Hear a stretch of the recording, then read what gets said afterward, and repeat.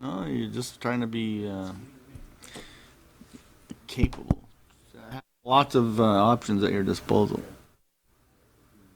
Just opened it I think now. I was the first one to start asking for it to be electronic in the first place. So it was like, let's make this work. Yep. And Dave jumped on eventually, but he wanted his paper for a while. Really? But then he jumped on, and I don't remember who else. You were on there very quickly. I was on. Yeah, the second we did Google Drive, Yeah. that's the game changer for me. I love Google Drive. Might be using SharePoint at some point in the future. SharePoint's not going to give you anything better than Google Drive for this, because it's going to be more of a challenge for maintaining external access.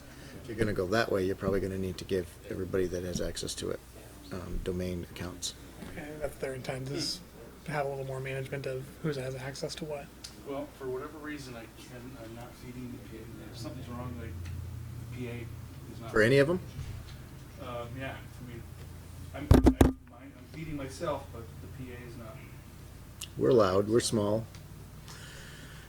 So we get all these mics. They're all plugged into that big box over there, and the Yeah. box isn't working. No, it's working fine for me, but it's not working. Somehow, it's not working to the PA. So you can just paraphrase everything we say to be like, dubbing. Let Paula do the Yes. play-by-play tonight. Utsida! Okay, where is John? It goes downhill from here. So I tell you, the routine just doesn't work. Got anything from the baseball game last night? Can you believe that? He's lost. Sharon, there's Scott can hear things. So I didn't say anything. Yeah. Yeah. Hey. Come on. 11th hour and they choke. Oh.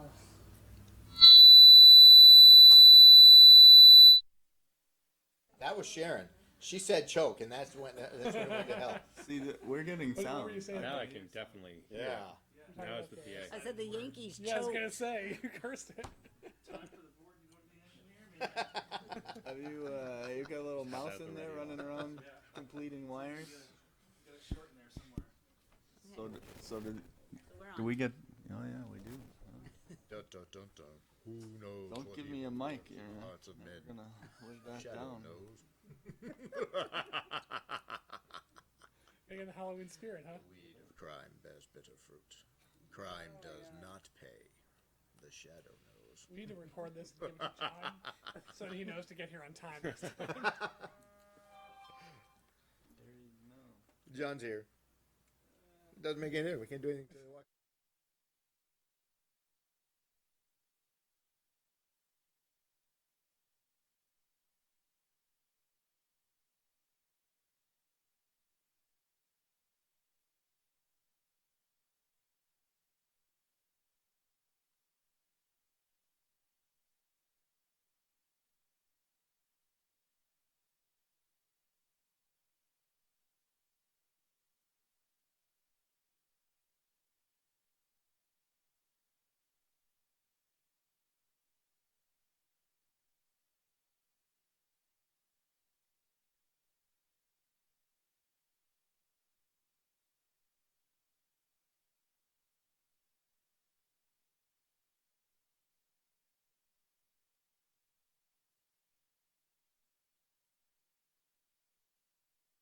October 24th, 2019, Planning Commission meeting, 6:38. Welcome, everyone. Before we get started, I'd like to take a moment and have everybody stand, and I'll swear everyone in. That way we're covered for the rest of the meeting. Do you swear that any testimony you present this evening will be truthful to the best of your abilities? Thank you. No amendments to the agenda? Okay, that's good. We have a consent agenda item on tonight, so for that, any questions, commentary, or discussion will be done during the public comment section. That's for commissioners and public. So when I ask for public comments, anything that's not on the agenda, except when it comes to the consent agenda item, and then anything about that. And the consent agenda is for Lowe's, is a request to increase the outside display areas at 135 Sunderland Way. So going into this, at this point, I'm looking for public comments on the consent agenda, which is Lowe's, or anything that's not on our agenda. Yes, sir. If you could state your name for the recording. David Albright, is this the rotunda? This is not the rotunda one yet. That's coming up. Thank you. So I do have a comment, and I discussed this a little bit earlier, and I would like to see a slight amendment to the Lowe's, one of the conditions for Lowe's, and it just reflects findings that have been there since we began, but it was never conditioned. And I think, Sharon, you teed it up for me pretty good, so if you could just, So we'll massage, condition 3, which currently reads, the applicant shall keep the outside storage and display areas clean of debris at all times, and will incorporate outside retail display and storage shall be limited to the areas identified on the approved plan. And I would like to also massage that into the finding as well as the condition. so that was language that goes back to the original Lowe's approval from '07. So it's there, but it was captured in the finding, it was never captured into condition. And I think that would give some clarity to the intent of keeping the outside displays in the designated areas. So that would be, I mean, I don't see that being a huge, with that included, I don't see that this would have to come off the consent agenda. Any additional thoughts or questions on that? Sharon, did you have anything else you wanted to add with that? No, I don't. Any other comments for us? Okay, moving on to the actual consent agenda. At this point, we have the site plan amendment for Lowe's Home Centers, the request to increase the outside display area. We've discussed it in public discussion, so I'm looking for a motion. I move we approve the consent agenda as massaged. I'll second that. Moved by Josh, seconded by John. All those in favor? Aye. Motion carries 4-0. Thank you. Next, Have a safe trip back. next item on the agenda is the sketch plan public hearing for Joseph and Kimberly Rotunda. This is a proposal to create a two-lot PUD at 97 Chapin Road. Darren, what can you tell us about that? So it is, as it describes, a two-lot PUD. This is a 48-acre lot in the R1 zoning district.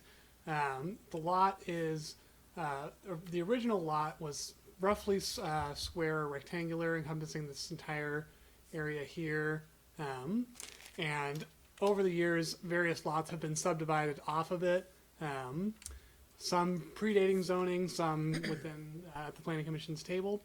So the applicant has been left with about 150 feet of frontage split into 3 separate strips of land, 60 feet, 72 feet, and then I think it's 68 feet.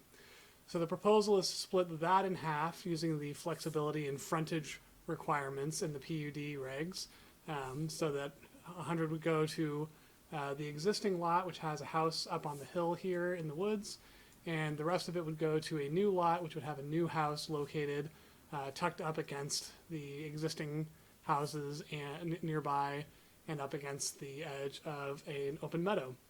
It is within the Scenic Resource Overlay District, so those standards have been applied, and the applicant and engineer have done a great job designing that, in staff's opinion, to minimize the impact on scenic resources. There are also wetlands and a stream running through here that doesn't meet the regulatory standards for stream protection, but is encompassed by the wetland and its buffer in any case. There's also a priority rank 5 habitat block as mapped by the state for this interior forest area up in the near the existing house. So there are some natural resources present on the site, and because it's a sketch review, we're going to try to look at those and make sure it's designed to minimize impact on those resources. And just as a reminder, sketch is the initial review for the planning commission. It's a little freer in its format than some of the other reviews, and there's apt to be discussion back and forth, and we may ask for changes and so forth. But sketch at its heart is really just a decision as to whether or not we like the idea of the process There's no guarantee that an approval of sketch will be approval of at preliminary or final. So, commissioners, questions for staff?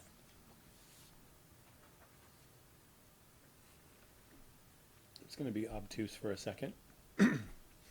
Why is this a PUD and not just a subdivision, as there are only 2 lots being created? This is, again, getting at the frontage issue, because there are only 150 feet, and that's the minimum requirement, or actually, I think it's 200 feet within the R1 zoning district.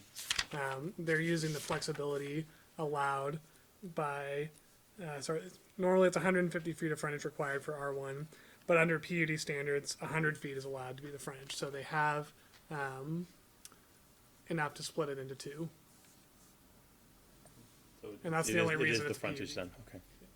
And it is on our list of upcoming amendments to bring PUD back to a minimum of 3 lots.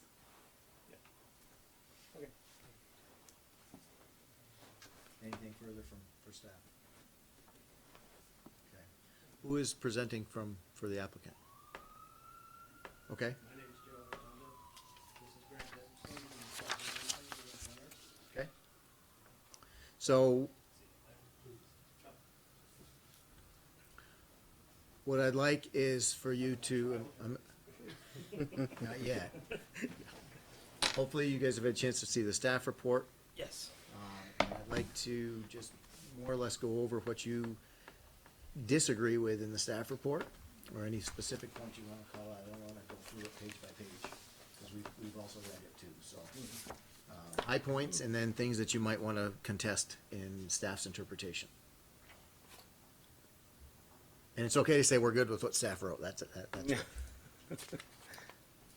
I think currently Yeah. we are all right with Yeah, what staff it wrote. looks good. Okay. I'm fine with it.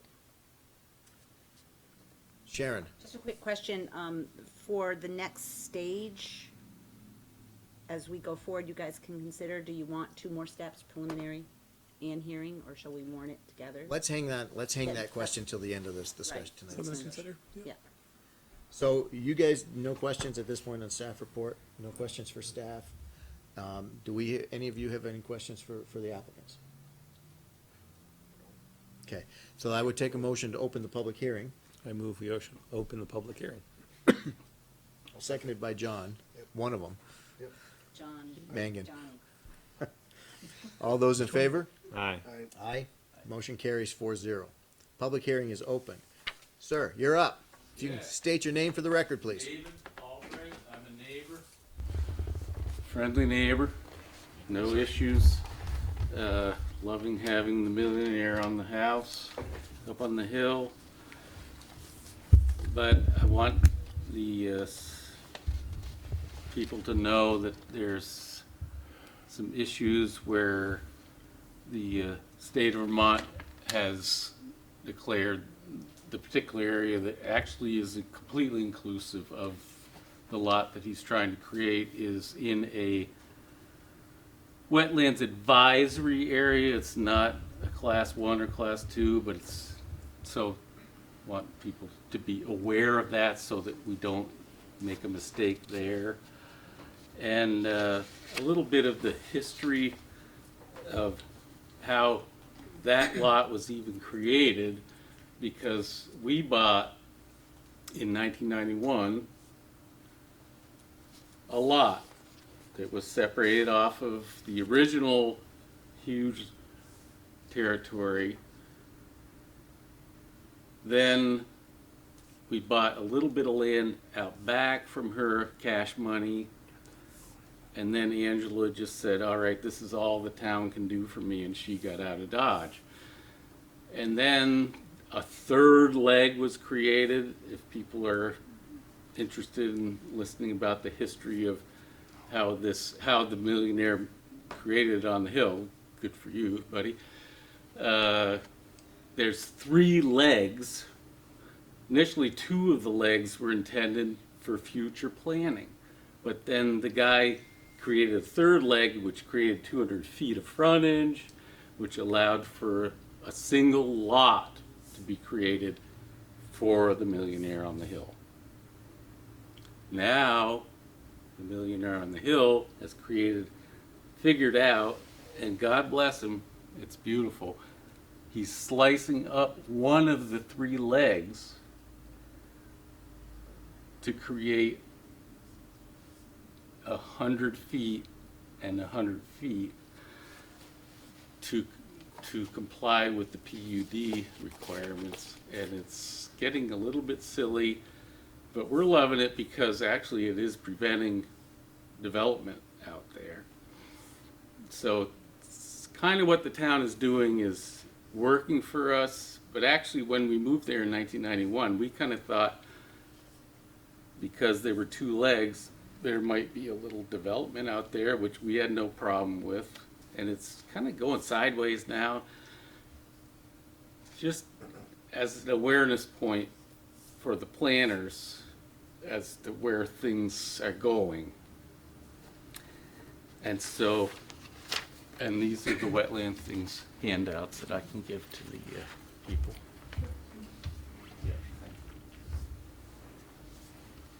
So in general, are you in general support of this project as proposed? That's where, I would like it to be a actual town road into a development. And right now, it's just a driveway. Where it was, under the original plan, it was supposed to be a town road with an ingress and egress. And that, there were 2 of them. There was an ingress and egress. And that's when the woman was told by the town, okay, we've done all we can for you. And since then, a 3rd leg has been thrown in. Now that 3rd leg is being split in half to create this new lot. And so, I love everybody in the room, but it's just weird that it's not going according to plan. okay, so I want to make sure we've understand what you're asking for or what you're bringing to the table. It's just an awareness of the wetland that's as designated here. Yep. Wetlands inventory map, that awareness. I think Darren, you've captured that, made sure that that's been acknowledged in the staff report. I could add one more thing. Absolutely. When the common subdivision is 150 feet, which he doesn't comply with, the landowner. If he applies under a PUD, it's just 100. So that opens up for everybody all the way up Chapin Road that has 200 feet to apply for a PUD. Hey, what the heck? Why a common subdivision? Give me a PUD, because they've all got 10 acres and 200 feet of frontage all the way up the road. So if you want clustering, you're going to get it all the way up the road. So that's that, and I think Sharon mentioned that that's on our list to revisit. But we can't obviously revise rules. Yeah, and you can't regulations change the tonight. rules, but so he's found a rule whereby he can create this lot, and maybe it's for his son or whatever. I don't care. It's not materially affecting me. Actually, it might positively affect me because we have 300 feet of frontage, and I can split off a lot if this goes through. Okay. Well, thank you. Is All that right, it? thank you for listening. Okay. Darren. Respond to a couple things Well, if you yeah. want, or I can wait. Yeah, let's hang on for a second. Does anyone else have any questions or comments about this? Yes, sir. Hi, Roger Stommel, 95 Chapin Road, neighbor, Joe. And, on the map, Joe, I noticed that the well is designated as abandoned, and I just wanted to state for the record that we haven't relinquished our rights to the spring Okay. or the right of way to it. So I would like that to be. Well, I apologize, I assumed, because I saw you had a drilled well now. We did do a drilled well, but I would like to retain Sure. the right of way just in case we ever have to revert back, as Yeah. as you may or may not know, anybody We on can Chapin change Road, that on the water map. is an issue. Yeah. And we get 3/4 of a gallon a minute with our drilled well, so it's not a lot of water. Yeah, that's Yes. absolutely not a problem. Yeah. We can change it on the map, so. I didn't realize you were still using it. It Yep. looks pretty disgusting in the woods. So, thank you. Okay. Darren, you've captured that, so applicant can revise as needed? I think so, or it would have been captured at preliminary when you do all the surveying and data. I think it actually, we wouldn't have, that would still be deeded to you.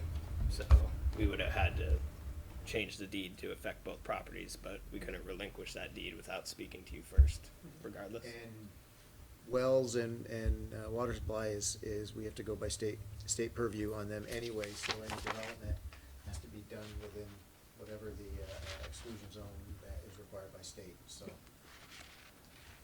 That's good. Any other questions? Yes, sir. Randy Vance, 67 Chapin Road. I guess I'm just a little hung up on the verbiage of the homes being clustered. We built in 92 on 2.6 acres, to sort of have our own piece of the world. And now, I think it was in 2003, the scenic committee decided to cluster homes in that area, and I kind of feel like I should be grandfathered a little bit, building in 92. And, I have no problem. I always realize that there could be a house back there, no problem with that, but maybe push back a little further than what the I map would love is. to, but I don't think we can. Unless they agree I with just it. wanted to make that comment. Okay, thank you. Anyone else? Okay, so I'm gonna bring it back to the table for a couple minutes. If there are other questions, I'll circle back to the room before we move forward off from this. Darren, you had some responses you want to provide. Sure. So regarding the wetlands from Mr. Albright, the state and our map does show that there is an advisory wetland throughout a lot of the area that's proposed for building, but it is an advisory wetland. It's a local inventory that was done, and they uploaded that information straight to the atlas. None of it is surveyed wetland or delineated wetland, so that is something that the applicant would do before the next stage of review, is they'd have a delineation done and show exactly where that boundary is. So we wouldn't allow development within a wetland or a wetland buffer, knowing exactly where it is. And regarding the plan to have future development sort of in that whole area using multiple accesses, that was recommended maybe 20, 30 years ago as a way to allow for further subdivision and further development. I think given what we see now in terms of where all those wetlands are, where the steep slopes are, and the restrictions that are in place in terms of natural features, we don't foresee any further development under current regulations, and they tend to get more strict as we go on in time. So staff doesn't see an issue with subdividing the way that they've proposed, because not only is it not likely to be further developed and need a full town road, it could still be done even under this proposal. The driveway for 97 Chapin Road could be upgraded to a full town road. You could add a full road within that 72-foot width along the property boundary that's proposed, or within the driveway for the new house. So those are the only responses I had. Johnny. I'm just stunned that I'm not, I just don't, I mean, it's a fascinating puzzle, but I'm trying to figure out how it, if you strip away the fingers and the other things, how this really looks and smells like a PUD instead of a subdivision. I mean, I don't get it. You mean a I mean, full missing, I subdivision? mean, I'm the newest member here. You're not missing anything. I'm missing something, because it doesn't allow any of the things that I would normally associate with creation of a PUD. As in, I took one parcel and allowed some flexibility so I could achieve something special on it. And the something special is just a subdivision with one house. So that I don't get that. That's kind of like my first test. And then I don't think there's any way, shape, or form the people who wrote the rules that said this is what lot frontage means could assume that you were going to create a lot that looked anything like either of the two that end up here. I just don't. So I'm not saying it's impossible. I'm just saying I can't quite get to why this is being allowed to go through this way. So I need some help. That's the question, is whether it is. Yeah. That's what we're here for. I I've been don't- known to be flexible. It's okay. We can help. Josh, thoughts? Well, very similarly, and that's why I asked that of Darren in the beginning. It's a letter of the law, spirit of the law kind of thing. I think, as we said, by the letter of the law, this is a perfectly fine development, but it's not what I think of when I think of a planned unit development or why we have the regulations for it. So my beef, if anything, is with the way the PUD regulation is currently written. But as it's written, I can't really have much of a problem with this. John? Because technically it works. Technically, it works. Technically, it works. It's pretty clever, you know, actually, but it's not what we were trying for. And I don't think that's what the planning commission was trying for either. Mr. Mangan? I don't have the depth of knowledge on the regulations as these guys do, but what they're saying makes complete sense to me. I mean, I know the staff report looked fine to me. This makes sense, but I hear what both of them are saying as well, but I don't have anything to add really. Okay. So my 2 cents is I can't see how this works yet. So we have, in my mind, we've got a couple options tonight. One is, well, we got 3. We can accept it at sketch and approve it and go forward with the understanding that there's only 4 out of 7 people here tonight, and there's no guarantee of preliminary approval. And I would be advocating for preliminary and final. We could continue this till we have a meeting with, you know, the full board and have this discussion to determine whether or not this truly meets the criteria for PUD. Or we could move to deny it at sketch. You know, so continuing means we can continue this. We're not making a decision at sketch level yet. That's sort of where I'm leaning, because we only have four members here this evening, and I think it's not completely fair to the applicant to make a ruling where we might have people that have different viewpoints on this. Can we hear a little bit more from Darren on this, the Yep. PUD issue? So, So hang on, before we get too deep into that, yes, we can, but I do want to have a little bit of an idea of whether or not we think we're going to take this to a motion tonight, or whether or not, I mean, because if we have a big discussion on the PUD, are we going to have it once or are we going to have it twice? Is where I want to get to, and that's why I'm thinking that the PUD discussion is maybe a charge to Darren to prepare something for the continuance to say, give us a plus amount. This is a PUD because this isn't a PUD because. So we can have that discussion a little bit tonight. But if we're going to do, if again, I'm thinking that we should probably continue with 7, and then go into that exact detail, because you only need 4 to agree to move it forward, and I don't think you've got that tonight. So, but we also, there's a lot of questions on this. So to your question to Darren, let's have maybe a brief overview. Sure. Greg, do you want to have the applicant speak to that? Well, I'm just also a little, I feel like a lot of that is actually already written into this finding that was already printed out. And so I'm a little interested as to where the questions are. I mean, I think the big thing about a planned unit development opposed to just a normal subdivision minus the frontage, which is part of our aspect of it, is a lot of the detail with retaining environmental features and putting Joe's house where he really even didn't want to put it to begin with. Having the ability to say that none of the environmental features, that open field, would be a nice house spot. A lot of the woods will all be retained due to a planned unit development, where if it was just a common subdivision, you wouldn't have any of that opportunity to keep that. If it was a common subdivision, it wouldn't be there because there's not road frontage for it. There is other ways to have a common subdivision, i.e. making a town road. But that is something we looked into and that we're not interested in doing. This is something that we are proposing. I think it still is within character of the neighborhood, as well as maintaining a lot of environmental features, which is also something the town is looking for. So I think for me, the base question is, how is this a PUD?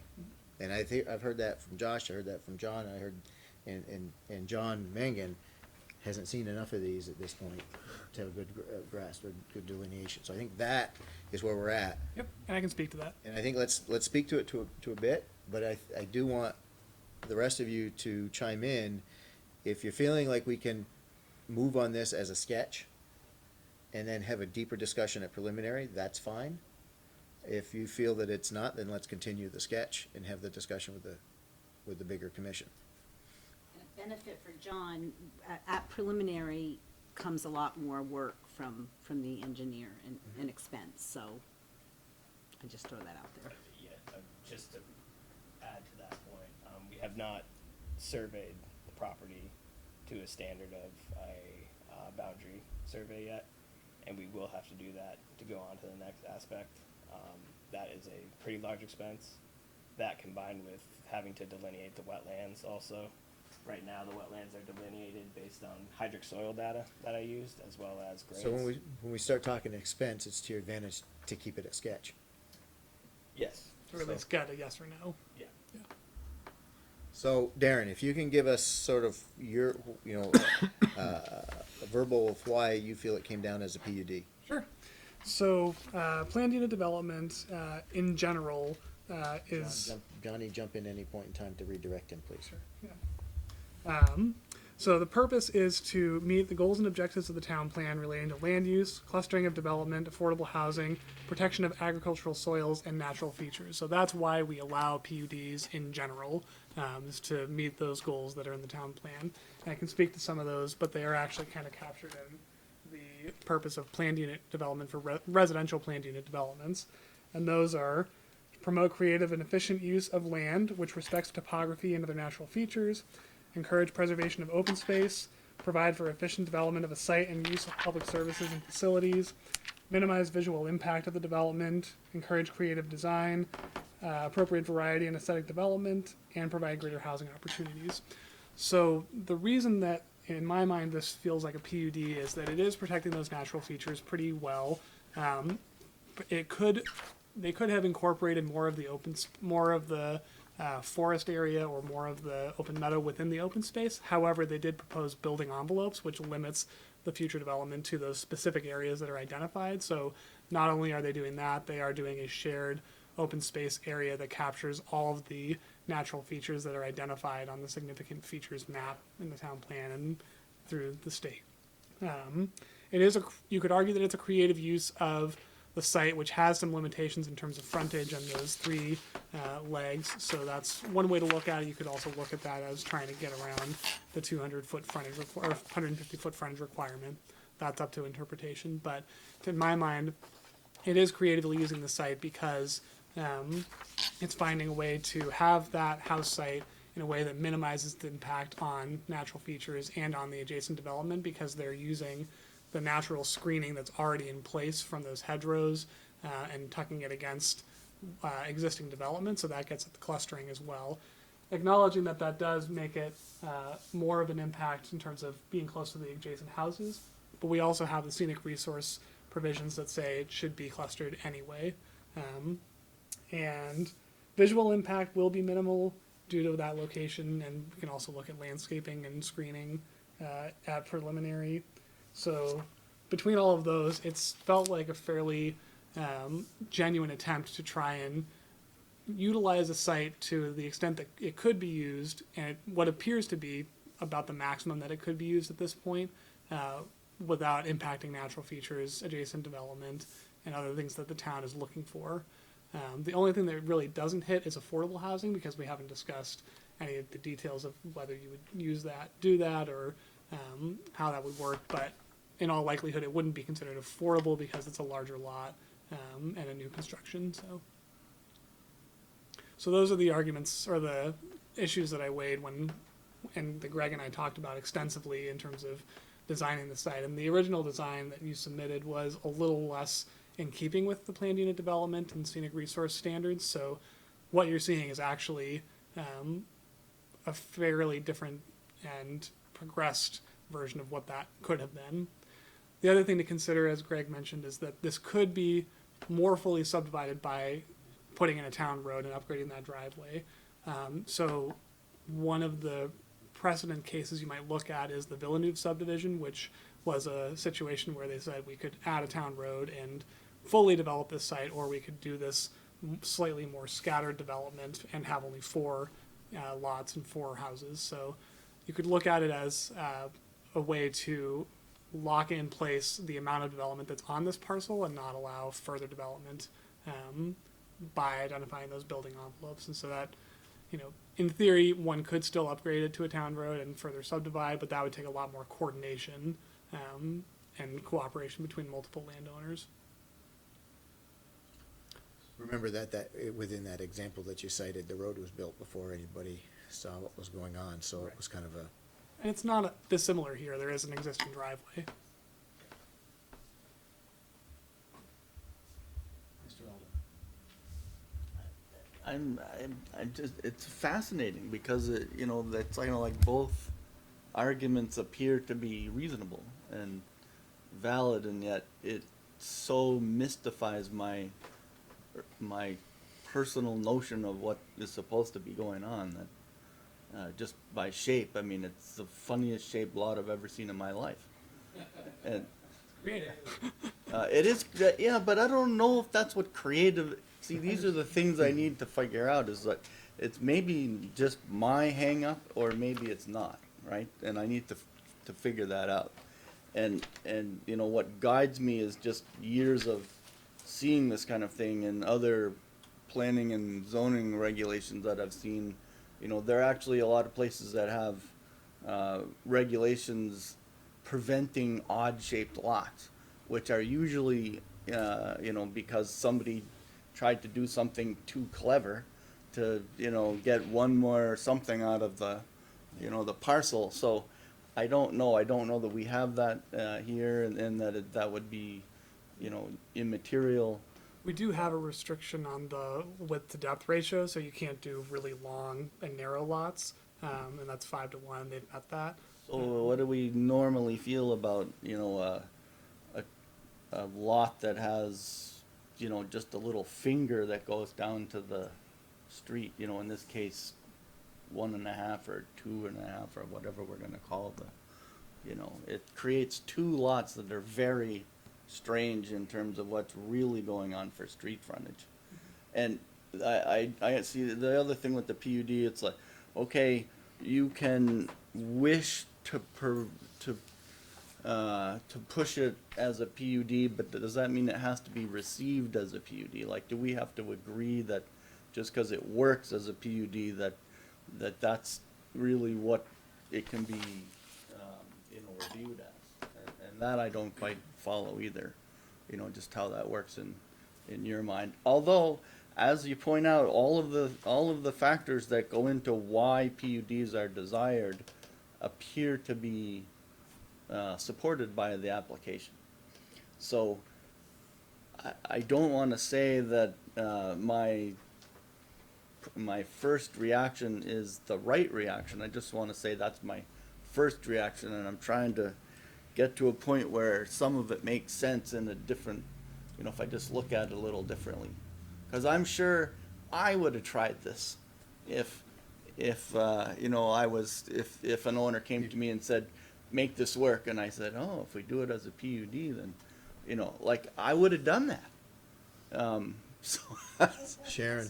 So My brain is itching. Was there a subdivision, it would only be for you, with the, I think it was Hanley Lane, where they had some similar broken up frontages where we created the contiguous, and seems like there was something where it said the frontage had to be contiguous. Well, that was there was that, there was also on, Sleepy Hollow Road going over to West Sleepy Hollow Road, there was a lot that was being developed on one, or is it West Sleepy Hollow to Osgood Hill Road, that was what it was. I think, where there was another one where it was broken up, but in that case, the contiguous frontage was on the road that wasn't the access road. So it was still the contiguous 150 feet, but it wasn't on the road that they were coming in from. So it was a very small entrance off from, it was either Sleepy Hollow or West Sleepy Hollow.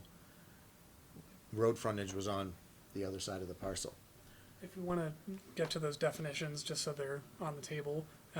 So, lot frontage, included in that definition is no newly created lots shall be permitted unless the minimum lot frontage is contiguous along a public highway. And contiguous is defined as land abutting other land which is not separated by streets. Say that again. Contiguous is defined as land, hang on a sec. Land abutting other land which is not separated by streets. So that meant that if you had a parcel that was on one side of 15 and a parcel on the other side of 15, they would not be considered contiguous because they're separated by a street. Right. And that, I think, was used more in terms of when you've got parcels on either side of that street, they have to be split for tax purposes as well by state law. So I gotta tell you, I'm still feeling uneasy about this. And I'm not as eloquent as John, but I'm not feeling that, I think we're missing something. And I applaud you for working with staff and getting to this point. I don't feel that I could embrace this as it is today, and I'm not at a point. I could potentially say, approve it at sketch, but I have deep misgivings, and I would want a bigger run at preliminary. But I'm not sure that that's doing you justice at this point, because I feel we're still at a sketch discussion. Here's another thought. If the frontage were not split up, if they weren't touching the frontage and creating a separate lot, but instead had a footprint lot on a condo unit, for example, I'm not saying that's actually possible, but just for purposes of argument, if that new building envelope was a footprint lot and it was all one big parcel, and then the new existing house was another footprint lot, would that feel more like a PUD? That's a great question. I'm missing the, like instead of it being a building envelope, if you actually had a Instead of being a- foundation set down there. Instead or of being a something. separate lot. Right. So, So because all right the now, other space would be open space. right. So right now you've got two separate lots proposed that would be sold and deeded independently. If instead it was all one lot with one open space lot with two footprint lots, which I don't think we. So here's where we start getting into the redesigning, recrafting, and Cells, so yeah. forth, and Yeah. interpreting. But if it helps you define. And this is where I'm thinking that in order to do you a better service, we should do this with a full commission. I don't want to do you a disservice and having, dissenting discussions prevent this from going forward in a positive way, or with a cloud potentially hanging over it.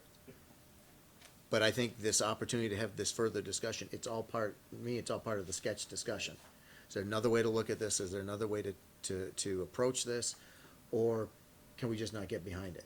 And so I think I'm sort of sitting with John right now in that I'm not feeling that this is right. They've already said they don't want to go to the next step. Yeah, so I mean, my inclination, we can continue to discuss this, my So- inclination would be to, So it's right now it's one lot with 3 fingers, which I think somebody said that it's one lot with 3 fingers, and we're trying to make it 2 lots with each a finger and a half, and we end up with one on the it's subdividing one lot out of the whole, and we end up with it's labeled as a building envelope. Are we assuming that's one residential unit, or is it 40, 23, I don't know, how many can it be? Because in a PUD, you're thinking there's multiple things, not one. And, it's just, like, there's a lot of gymnastics happening here to get to a point where I get to have one building envelope, and then we're saying that one building envelope is following the PUD intent for what is normally applied to multiple events on one site. And that's the other part of the PUD definition. Like, I don't know that clustering it next to my neighbor is the, so from the road you see that clustering, but that's that's sort of, it's happening, but it's not really I don't know. These are the ways I'm struggling. To answer your question, there could potentially be multiple units within that building envelope and on that lot. They wouldn't be deeded separately unless they were footprint lots. But the intent is only to have one single-family house. And if it's approved as one dwelling unit, they'd have to come back. See, to me, once we get to the point of having, when we create a lot and we're putting one building envelope on it, and we're essentially creating two lots. To me, we're starting to walk away from PUD, even though it potentially meets the letter. Your interpretation at this point is it meets the letter of it. I feel like we're not doing a development per se, and we're doing two lots, two houses, simple development. So I this is where I'm struggling, and this is where how do you feel right now, Josh? Well, to turn it a little bit, excuse me, if we set aside the issue of frontage, which obviously is a little difficult to do since frontage is a key issue here, what are we, all of us, the town, the developer, getting out of a PUD that we could not or would not get out of a subdivision? So in the town, in staff's mind, the advantage of allowing a PUD here is to permanently protect the remaining open space on the lot that won't be used in that building envelope area, which includes a significant number of natural features, scenic features. There's also a trail that runs through there that is on the town plan map as a snowmobile network, cross-country ski, and I think horseback or footpath. And one of the things we could discuss if we move along in this is whether that would be a public access easement. So those are the advantages that staff sees. Not all of those are per se necessary it's not necessary to do PUD to get those. Right, which is kind of what I'm getting at. But by doing it this way, it is protected in a way that we can stand behind and say it is on the plat. That's where the building envelope is going to go, and not anywhere else. If, for instance, there were enough frontage to do two lots without doing a PUD, that house could go anywhere on that second lot within the natural restrictions and scenic resource district. So I'm going to do temperature check. Mr. Alden. I'm still swimming. I like the PUD as a construct because it's supposed to allow us flexibility for things to happen that would normally not be allowed, and in exchange for that, you're supposed to get a better, higher quality development that is a benefit to the town. Okay. And I'm still trying to find a reason why that's happening as a trade-off for, I get that there's no real difference to what you see from the street, that there's still, the little fingers, they're there now, so there's one more driveway essentially. There are a lot of reasons why this doesn't seem to really have a great effect on the actual average, person. But on the other hand, if it opens up the door for everybody else to try and do this, I'm really nervous about that, because there are a lot of clever people out there, and you could imagine some things that got You know, I would still say this is one of the stranger ones, but it's, I don't know how that plays out. You'd have to help me with how that plays out. And we did look at that at a previous application that was a 2-lot PUD, so it is an issue that staff has considered. On the other hand, you know, I think it's pretty nice when you can do something that's clever and has basically no impact. You know, like, so I'm gonna have another house in behind, and you know, that locks up all these acres for the next, you know, forever. That's a great deal. You know, it is in the big picture. That's actually a great deal. So, I'm so on the fence. I can't I can't follow you either must direction. have troubles in the morning when you look in that mirror and this. Some days. John, I was basically going to say that. I mean, the one positive I see out of this is that controlling of that area rather than letting sprawl take over there. So, I mean, that's the one big positive I'm hearing and agreeing with, definitely. so here's the question now to the commission. What are your thoughts about, you know, we now have a sketch plan in front of us. So I mentioned earlier that we've got some options with this. We can deny it, we can approve it, we can continue it. Really is our three discussion points. Continuing it would be a point which we have the full commission here. We can have the same discussion about, do we feel this meets the letter of the PUD? Not even the letter. Do we feel Spirit. this meets the Spirit. PUD? The spirit and the letter of the PUD and the conservation and so forth. And we can get, you know, a wider group to provide some input.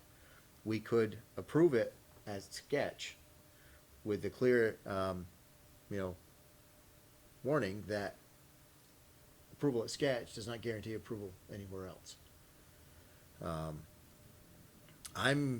I'm feeling, I know you've said this, we saw the staff report, we've heard your presentation, we've discussed this. I'm still not hearing clear, consistent yay or nay on PUD, yes or no. I'll just chime in. I don't think it's fair to approve it at sketch and then not approve it on some basis of principle later. Well, I don't think that's fair. I I think don't we think have to solve this. But Is I it a think- PUD or not a PUD, and that, you know, before we get off a sketch. I don't disagree with that, but the conceptually, approval at sketch does not guarantee approval at preliminary final at any point. I know that once you start the ball rolling, you sort of should, but we need to be very clear that approval at one level does not guarantee approval at the next. Well, that's normally because you don't like the design, or there's some. It's not because the whole presentation is missed the boat. I'm with you. I think this is not. I think we are still at sketch. To be honest, quite honestly, my inclination is to make a motion to continue this, leaving the public hearing open. Continue it to the next meeting that we can put it on, and get this reviewed by the full commission and get this PUD discussion nailed down. I think it's a service. It would be a disservice to the applicant to make that decision tonight. Because I don't know that we would come down in his favor. I don't know that we would come down against him, but it's not a full commission, and I think that we would be revisiting it at preliminary, because if the folks that were not here tonight had a different opinion, they would bring it back. Okay. Because I'm hearing you're not comfortable with this being a PUD yet, although we're starting to see. We keep you talking long enough, and you'll see the benefit. Yeah, I think that's fair. Can I make a motion Absolutely. that we continue this? Is that how it works? You just made Next it. available, yep. I'll second that. Moved by Johnny, seconded by Josh. This is 3 J's tonight. The Question, public hearing staying open. Public hearing is staying open. you want further information from the applicants or staff for the next time we bring this up? I think we should be prepared to have a detailed discussion about PUDs. Not just this application, but in general, and then PUDs, as you listed, this is what they're for, and then we start looking at how this application fits.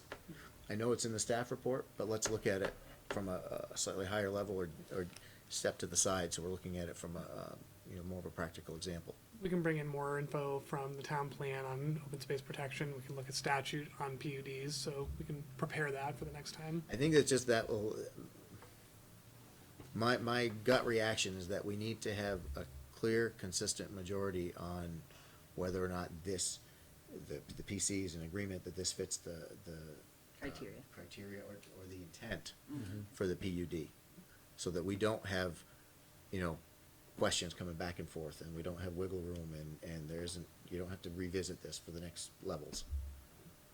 Sounds good. We have a second? Yeah. Yeah. All those in favor? Aye. Motion carries 4-0. We're still working on this. Okay, that's all I can ask. Okay. John? No, I'm all set. I don't believe you. I haven't had that many meetings with you, but I don't believe you. Okay. Next. Next is next. Next is next. Darren, can you give us a synopsis on where we are with ETC next? Yes, so you have in your packet the revisions as requested at the last meeting. So the plan has been split up into the plan portion of it, which is more of the vision document. Then there's a design report that gets more of. Thank you for coming. Thank you. It gets at more of the specifics, design recommendations, including building types, neighborhood standards and recommendations. And the appendices have been revised to take out the all of the public documentation. Instead, there's just a summary of that. All of the public works and other studies that were, all the studies on infrastructure that were done were included in there, so they're part of the document by reference. And the build-out model was modified slightly. They also added an executive summary at the beginning of the vision document, the master plan, and that summary captures pretty well the overall picture of the document. There were a couple things that staff heard from the planning commission that didn't get exactly done by the consultants, so those are things we can discuss. One of them being the specific statement that Josh and Dusty and a few others had requested be a lot more strong and used throughout the document of a better connected and more cohesive ETC wasn't really touched. So let me ask you, do you feel that they've delivered what we asked for? Simple yes, no. They have not delivered all of what you asked for. Okay. How far away from our target are they? Not too far. A few minor adjustments could be made to fit what you were looking for, namely putting that statement in more places and making it clearer. And I had another note that I can't remember and I didn't write it down, so I apologize for not being prepared on that, but I'll get back to you on that. Not too far off, though. So what is your, I mean, we don't have a full commission, so I really don't think we should get into a full down and dirty discussion without having everybody here, so that we don't have to recycle over and over again. With respect to the folks that are here and the commissioners that are here, are there any sections that you think should be called out and potentially discussed tonight? Or is it in your mind that we're on the right track? I mean, I'd like to see the tagline on every single chapter, and I'm not, and my brief look didn't see it. Take that back to them. No, we were very clear to them that was something that you had specifically requested and that it wasn't done, so we would expect that to be at least included in more places and more of a upfront way than what it is now. So that's the major one. The other thing that, remembering now, John Alden had mentioned wanting to have a little more discussion of the build-out model and some of the realities that might be in play there, and sort of whether this vision is achievable. So we could have a deeper discussion of that and dive into the build out model a little more. And personally, I'd like to understand a little better and some of the assumptions that went into it. I think I've got a grasp on it, but that might be something that's worth talking with the rest of the commission about. Folks that are here. John, Josh, JJJ. You know, if Shu were here, we could have a quorum with all J names.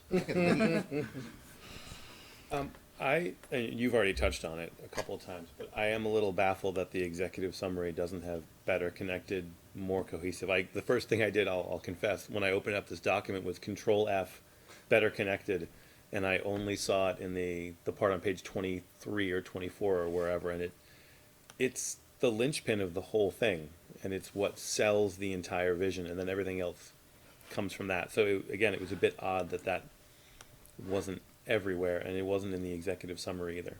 And I was reasonably insistent about that, I thought. To the point saying I want it on every page, and you said you want it as the heading of every chapter. I mean, it's why we're doing it. Yeah, regardless of whether they made it put it on every page, Right. made it the heading of every chapter, it was not It's not actually. there. It's not, and that is the entire purpose behind redoing this zoning and having all the various discussions we've had and community input and everything has been, this is what we want. So we should really front load, hey, this is what we want. And then I think it makes it easier to talk about everything else, both at the table and among the public. We're like, oh, does this meet the idea of better connected, more cohesive? It's sort of the application we just had. It was, does it come back to what a PUD is? And if it doesn't come back to what the principle is, it's very hard to hang it together. John Mangan. It's not ready yet, that's all. Yeah. I could go on. But I think we need to, it's just, I think we should take final off this thing until we actually have a final, because it said final since the first day we got it. That's the only comment I'll leave with it. John Alden. Well, I agree with everything that has been said already, but and I'm still struggling. So we have 3 documents that are attached here. They're all labeled final. One of them's the ETC master plan final. One of them's the ETC master plan final design report, which when you open it up, it looks just like the final master plan. Like it has the same basic graphics in it.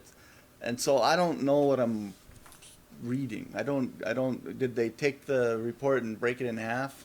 Because they're both 50 pages and what am I, you know what I mean? Like, I don't see that the boiling and the reducing happened in the way that I was anticipating from our conversation. You know, we want you to take that stuff out, put it in the appendices, put it in the next the Design document. the next piece, and then bring those elements that we really want people to understand out, which I don't think that's quite there yet. So that's what I'm. And I think what the consultants were able to do in terms of redesigning without completely overhauling the document to capture that separating.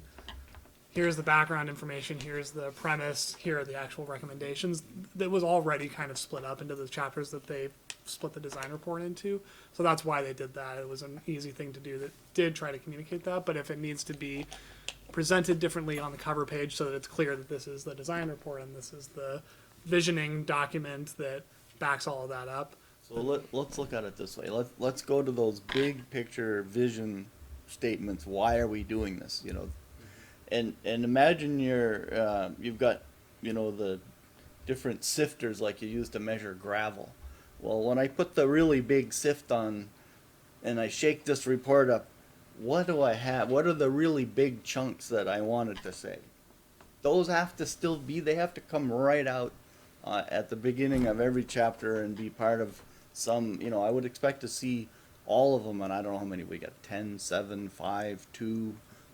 They all need to come out in the first page of here's what we did, here's why, and then you can use them as appropriate as you keep going through subsequent chapters. But I'm not feeling that hierarchy at all. I still feel like it's got lots and lots of information, and it's all good. It's just not sifted so I can follow it yet. You know, I don't get here's the big piece and here's all the supporting pieces. I still, it's not, you know, stratified. This is what you'd call in journalism burying the lead. You don't know what the actual point of the article is until you're 10 paragraphs in or so in a news piece. And it's the same thing here. That, I mean, you're right, it's all good. It's all good. I like everything that's here. I agree with everything that's here. But it's not presented in such a way that, had I no knowledge of this whatsoever, I would know why it was done in a really clear, to the point, headline way. You feel the executive summary doesn't cut it? I don't dislike the executive summary, but there's some like zowie missing. So, All right, so in terms of the not a executive technical. I think we summary understand. I'm just trying to understand. has none of the graphic, you know, tools that are in all the rest of the pages for, here's the big point that's important and it's just text. And, you know, then the entire rest of the document is a mixture of graphics and text and sidebars and titles and headlines and, you know, you can't have 50 pages of that and pick out the important part. You know, but on my executive summary, I mean, how come all the fonts exactly the same? I got a couple of bolds and one big thing. You know, like, it's just basic, you know, presentation graphic stuff that I think just would help it go a long way if we can, you know, hit me over the head with the easy big topics and then explain them as I get farther in. With respect to the executive summary, Darren, this is a little more specific because I realize saying zowie isn't the most technical thing. Didn't make it anyhow. Didn't make it good. The third paragraph of the executive summary, the second or third sentence, it says, he's listing the three critical goals. It says, the second, to establish a new vision for the ETC that considers what works today, the type and location of new development that should occur, and how existing land uses might transform and evolve. That sentence should be much earlier. It should almost be the first sentence. It should say, the Essex Town Center has been a critical part of long-term growth strategy. So our point is to establish a new vision for the ETC, to consider what works today, and you know immediately, like, here's why we're here. And then the rest of it can kind of stay as it is, but you have to say right out, here is why we are doing it. It's a critical piece. We need a new vision. And then you can say the strategy has been a mixed success, things like that. You can say, well, we're doing it because we kind of haven't done it the way we wanted to. But you have to lead with, we are doing this because we want a new vision based on what should occur. I would almost say it's not necessarily an executive summary, it is the mission statement. Yeah, for the mission document. statement, So it's not- headline. An executive summary means, it seems to me like, okay, these are the bullets, this is, you know, get past this, but this is really, you know, why are we doing this? What is it supposed to be doing? And, you know, to John's point, the high points. So I'm the third paragraph where it says, This the one that document. begins with this document, the sentence that begins with the second, to establish a new Oh, vision yeah. for the ETC, that's why we're doing this. We are doing this to establish a new vision for the ETC. And then we can say, to date, the strategy has had mixed success. I'm sorry, we were trying to figure that out. What were you saying, Dusty? This is not just a summary, but it should be the mission statement for the document. Right. And mission Well, I would statement. say mission because it's, the vision is where we're going, but either one could be used. But it's not just a summary that you're done and going, this is the key, the index to the rest of the document. And the two that they presented, and this might be because they were trying to do things in a rush, but it literally feels like they just cut and pasted from one document to the next without necessarily making, okay, this is now a design document. It still felt like it's still the same document. They just, back into the old times when they were giving us a chapter at a time, it just feels like they separated the chapters out. Understood. That level, I mean, maybe the details are starting to get there, but And that may not be, you know, the wrong, that may be fine. I think there's a lot of material in there that we all want to know, but maybe it's just tightening up the master plan piece so that that vision, the comes out. And it should, if what I'm hearing, not just the goal, but this document, you should be able to, this leading section, whatever, document, summary, statement, mission, vision, pick a word, should lead you through the rest of the document. You should be able to you should be able to read this and go pick something up and have it meaningful, not having to then sift through 150 pages or 100 pages to try to find meaning. So that would be a guide to. This is your index. I mean, it's a leading index, but it's still, this should be driving you, helping you get through this document. Again, we're talking a vision document now, not a technical. Technical, when we get into the design review, that can be more of a textbook. So there's something in the second document, the design one, that goes neighborhood by neighborhood and has, the title of the neighborhood, and then it has the vision statement for that neighborhood. Like that kind of a page might be, why isn't that in the other document?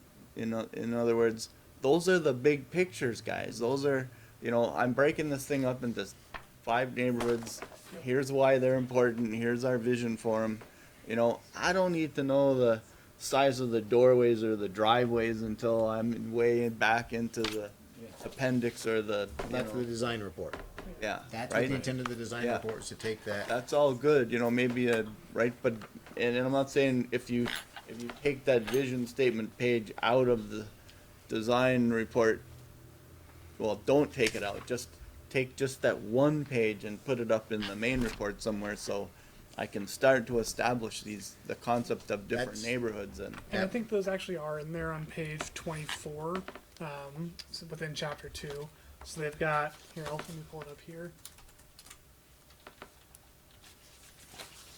It's on the map, though. Yeah, so on that graphic, on that map, here we go. They have the vision statements for each of those districts. So that addresses that, but ultimately what you're saying, John, is that there should be more of a connection between what's recommended in the master plan and where it goes into the design report. Well, they're here, but they're in a different format, so I don't have any more graphics, and it's all text again. And I guess, when we talk about, I got 40, 50 pages to wade through to try and get my mind around what this is. Maybe the idea is that when we boil it down, it's not that stuff got smaller and more buried, it's that the big pieces came to the top, and those are the ones that I see. And then when I want more information, I know where I can go get it. But I'm saying that instead of, there's actually almost as much written under mixed use south and mixed use north on the recommended neighborhoods in text only as there is on the whole other page that was just the vision. It's just a level of detail in why it's in one place and not the other. I almost, like it was one of my first comments way back was it's too dense, and just taking half of it and moving it doesn't take the density out if I still have 50 pages of dense instead of 100 pages of dense in 2 places. I'm saying make it. This is me, but it seems like it needs to just be a little bit easier to read at that first level. Okay.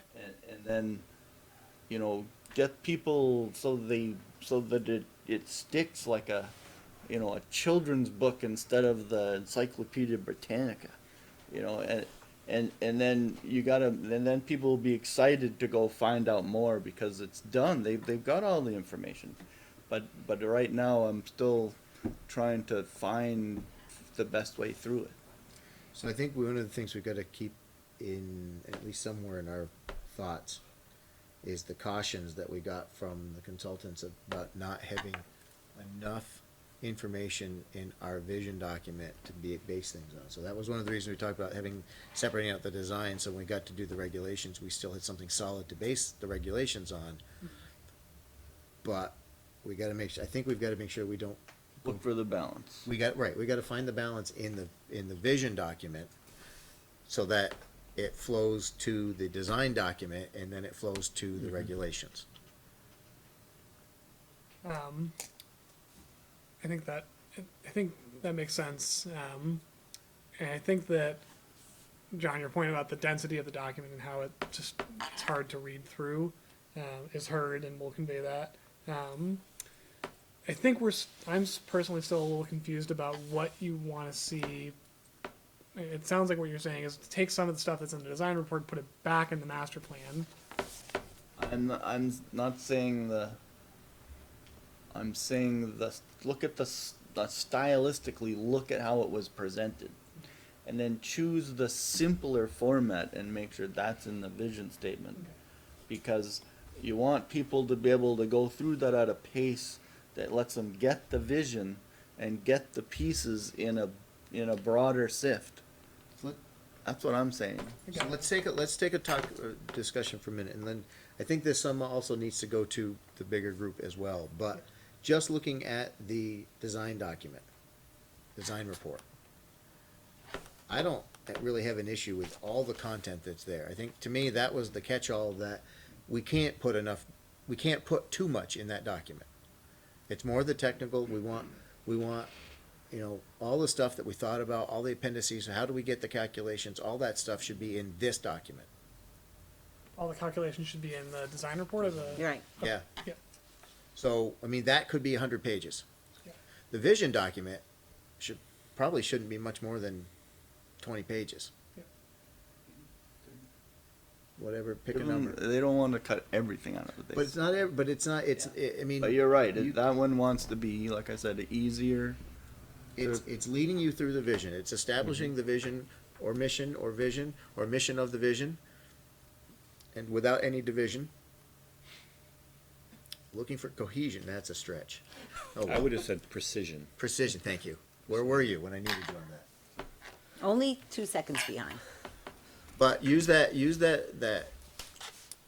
leading portion of the document to set the stage. What's the vision? And what's coming in the rest of the document, so you know what. I think to your point, John, if you have not just a summary, but actually a guide, essentially a guide for the rest of this. Section 2 is going to talk about. So chapter 1 is the vision, and then chapter 2 can be all and it could actually be the same document. It could be 70 pages, right? But You got to make it through the first part. in the first one, in the executive summary, you can include, we're talking about neighborhoods, we're talking about this, we're talking about that, and then lead them into it. Specifics being in the design. I mean, it's hard to look at this here, and I think it's a bit of a disservice to tell you to go and do something with the consultants without having the other 3 members here and contributing. I'd almost like to suggest that John and Josh maybe get together, if you could find time, to come up with a draft, sort of a way to arrange this, because the 2 of you have some good ideas about this. Not to exclude you, but I'm trying to No save hurt you. feelings.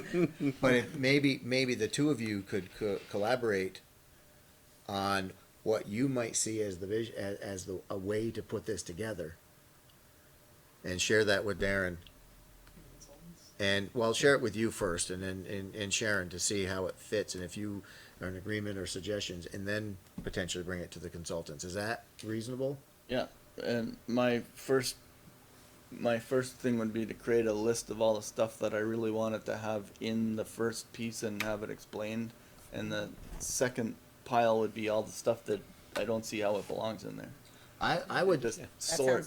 sounds great. I would just say not just to do it. And if since the other guys aren't here to say, if you're in agreement with that, I'll we can send it to designate John. these 2 to be a task force, a work group, Yep. to take a whack at this. And I mean, everybody's saying more or less the same sort of thing. We have a feeling of what we want. We feel that it's not there. So you 2 that are the most eloquent on this right now, take a whack at putting it into a framework. That's good. Sounds good. And then That'll be really we are helpful. truly owning this. Yeah. I will say I agree with the design report is pretty decent. But we should have the theme recurring throughout it still. That should be in every one of them. Yeah, the main master plan one, it just feels too big right now. It's just everything. And like John said, the most important part that's labeled the executive summary is kind of, it's just too much text, and it's not, that should be the prettiest page in the entire thing. I'm not sure that I think we've given a lot of real landscape to history and, you know, design and so forth, and I don't know that we need as much of that as we have done in place of actual design, vision, and so forth. So is that reasonable? So, it isn't necessarily a full public hearing, but does anybody like to offer comment on this? Paula, how about you? Well, and I mentioned this back several meetings ago, but one of the things I would suggest that you do is take a look at the new town plan. Because the difference between old town plans and the new town plan document is dramatic. And it's a pleasure to look at. It's a pleasure to read. Just kind of go through it and see what you can glean from that presentation and that setup. I know they're different kinds of documents, but the difference between the old ones and the new one is just dramatic. And I think it accomplishes in its mission a lot of what you're trying to accomplish. To add to her comment, one thing I found, I think it was for the last planning commission when I was looking for information on the Ethan Allen historic thing, stumbled on UVM's campus plan. I don't know if you've seen that, but that is a work of art. I mean, it was developed by a very large team, but you know, and it has a whole website that goes along with it and whatnot. But you know, I'll send it to Sharon; she can distribute it. But it's really worth looking at. And there's a Dave Raphael on the planning, but it turns out it wasn't the same Dave. I'm like, hey, did you create this? And no, different Dave. Okay. Different Dave Raphael. Yes, ma'am. Last Wednesday night, this guy, Jeff Speck, gave If a you talk. could, for the recording, announce your name. Oh, Patty Davis. Jeff Speck gave this talk last Wednesday night.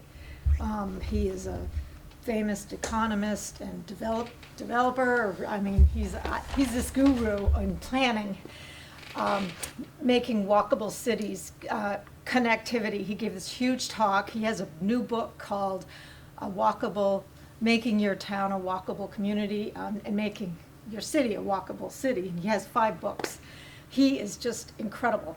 And in a nutshell, he said, through all my research and everything with planners and commissions like you guys, the first thing he asks is, how much time do you want to spend in your car?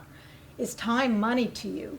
People spend more time sitting in traffic, like at 5 Corners, than, you know, and he's not accusing V-Trans, but for example, V-Trans never really had their heart into the more bikeable, walkable community compared to other V-Trans in other states. So I just wanted to point that out, that connectivity is the name of the game, according to Jeff Speck. So that should be at the heart of this plan. Okay. Yep. Thanks, Rob. You quiet tonight? Sir? I'm good. Okay. So I think as a business item, there's at this point, unofficial, but John and Josh, if you guys are willing and able to coordinate with Darren and Sharon and sort of take this on as a work group, and let us know when you think that you want to review it with them and see where it gets. I think the acknowledging and respecting the work that's been done and in front of us and is formatted, if that formatted doesn't work, then, you know, we reformat it. I don't think we should shy away from doing it differently if that's where we need to be. We have the content, we have the general delineation and organization. But if we need to present it differently to hit some of your points about making it better, more of a different flow, then we shouldn't be afraid of taking that on. And if that means we need to have a discussion with the assistant town manager to figure out how to enable that, then we do that. That may be part of this once we meet and figure out. I think the step one would be to figure out what needs to change and have that clear layout of what you'd like to see.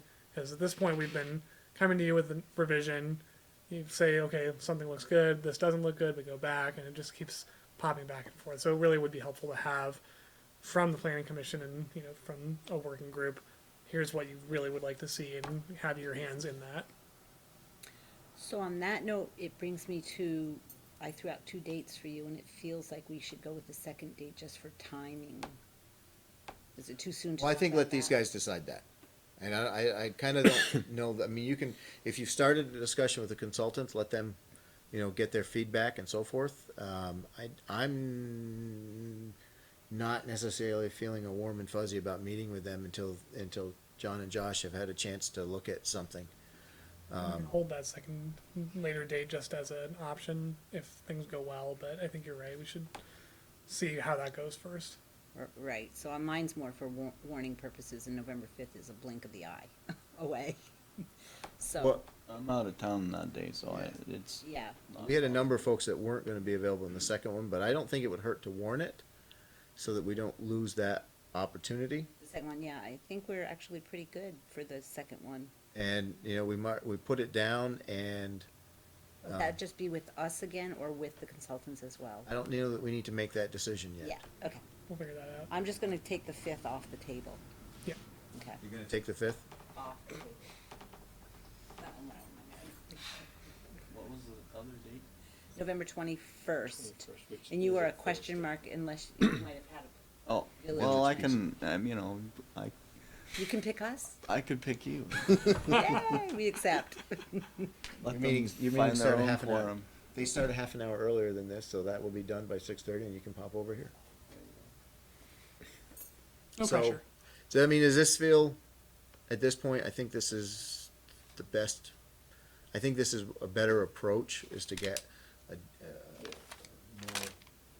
PC platform to look at, and then see where that falls, and let the PC look at it, and, you know, if we have a good, if you guys, if you two and staff are good with what you come up with, and you wanna have the PC and the consultants look at it together, then bring everybody to the table at the same time. If you wanna have the PC look at it first, Do you want to have, you know, there's 2 ways that could go once staff and Josh and John meet is, you know, we get that together, we present that to the consultants with the 4 of us, or would you rather that come back to the planning commission before we go to the consultants? see what, I'm gonna ask that you guys use some judgment on that, knowing the discussions that we've had when the full group has been here. If you feel that what you've gotten to is a point that you feel is supportable more or less by the full commission, get it to the consultants so we use the time more effectively. If you, Questions will, if you feel that there's some really questionable points, then bring it back and we'll look at it first. Is that, I think that gives you some flexibility in how to approach this. and we can try and do that, try and get together sooner rather than later, so that if we do need to mention something on November 12th, we can do that. Now, the other thing is that this also, if this is the only item that we're talking about, this is a workshop. And if we need to do a special meeting, I believe I only need 24 hours advance notice for special meetings. So if we need some flexibility with that, then we can do so. We pretty much just need to let these folks know, that we're having it. But, I think we've got a bit of a, Does that mean we can be there? yeah. Unless we want to have a meeting, you know, executive meeting, no Paula. No, but I think let's approach this. I mean, do the review, see what you guys can come up with, and make it fit. You've got some pretty well established ideas. Done already, just looking at it. Is there a paper copy hanging around of this current version? Yep, We'll just take hard this one, copy, yeah. You can- Well, I just wanna write my notes. Take a picture. I can do that too. You got it? So, are we good on that for now? Is that we have a clear? Everybody comfortable with that? John? John? Josh? Yeah. Okay. Darren? Sharon? It's in the Yes. executive They are saying no, session. so they're good. Josh, do you want me to make you a hard copy of the three docs? Okay with the electronic. We're gonna move on from this. Any last minute questions or anything on this? Okay. I'm disappointed. I need to get a copy of the most recent version, because I haven't seen a recent version in months, so. We did post online, and we can get you. It's posted online on the Town Center Master Plan website, but you can. Well, so we haven't distributed this one that, I posted it on the website. well, I meant hard copies. Right. So we haven't made hard copies because we expected But the one changes. before this I haven't seen either, is what I'm saying. Okay, so we can definitely, I can give you my old copy. Okay. That's what I mean. Okay, good? Yep. Moving on. Minutes from October 10th. I'll take a motion for that. I'll move the minutes of October 10th. I'll take a second. Second. Second by Johnny. Does anybody have any comments or additions or corrections to the minutes? Any grammatical observations? Then, all those in favor of the minutes as written? Aye. Aye. Motion carries 4-0. Other business. You first. So I just have an update. I brought to your attention, 74 Upper Main was coming before the zoning board for CCR, which is currently on Colchester Road near the Cirque Highway, 74 Upper Main. Maple Fields. Oh, okay. Ehlers. So their plans are going, as I indicated to you earlier, I don't see a need that it needs to come to your table. They're basically, again, resurrecting the way the RV was used. So I just wanted to let you know that they're on the ZBA and we're going forward. So it's more of an informational for you. That's all I have.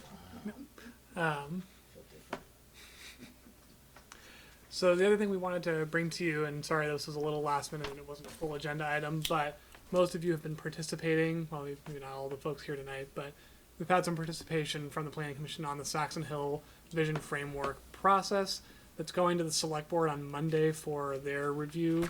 I don't think they'll fully adopt at that meeting, and there's still more work to do with the management plan, but we just wanted to formally give you the document, give you a chance to comment on it and any changes you might want to see as it goes through the process of approval and review, or review and approval.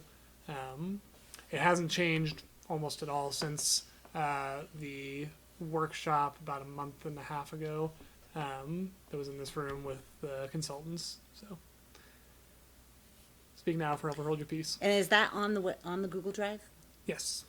Yep. Yeah, it's not bad. Yep. I'm good. Great. Thank you. You know, Take Ned it. said he had some concerns, so I'll follow up with him directly. I'll take a motion to adjourn then, if Uh, there's nothing else. One more thing.